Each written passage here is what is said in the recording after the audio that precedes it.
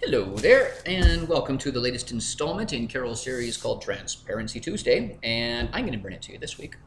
And what we're going to talk about today is answer one of those questions that seems like a no-brainer. Why not put more whole wheat flour in the whole wheat bread? So people ask this all the time. Here's a loaf of our brown bread. How much brown flour is in the brown bread? And we answer 50-50. And they look a little bit disappointed, right? Like, why not more? Or the same with the brown sourdough, right? Our brown sourdough is also 50% whole wheat flour, 50% white flour, whole grain flour.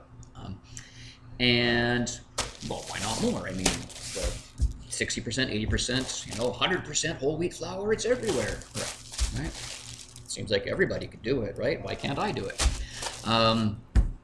The answer is, well, it's kind of a fraud, really. Okay, so what happens is you grind up your wheat kernels to make your flour, right? And the brown part, what makes the brown flour, is mainly the bran. Bran is the fiber, right? And so as you're mixing your dough, that bran is actually cutting up the gluten. What is gluten? Gluten is basically, think of it like the rubber skin on a balloon, right? So you've got yeast, and the yeast in your dough is eating the sugar, if you've added sugar, or the starches in the white part of the flour, and it's eating that and producing CO2. So the yeast is just basically blowing out CO2, and the gluten is what's holding that and getting bigger and bigger and making your bread rise. Okay, so if you've got 100% whole wheat flour, you're not going to get as high a loaf, and you want both, right? You want this 100% stuff because you think, oh, that's going to be healthier, but you don't want it to be only this big, right? There's ours with the 50-50, right? It's about the same.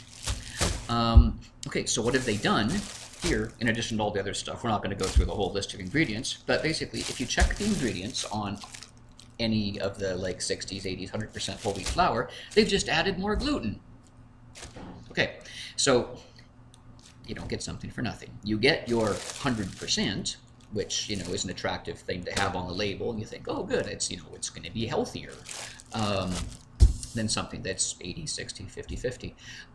But you had to pay for that somehow, right? So the way that you pay for getting the 100% on the label, which is what you're after, is that they had to add gluten in order to make the bread as high as you also wanted.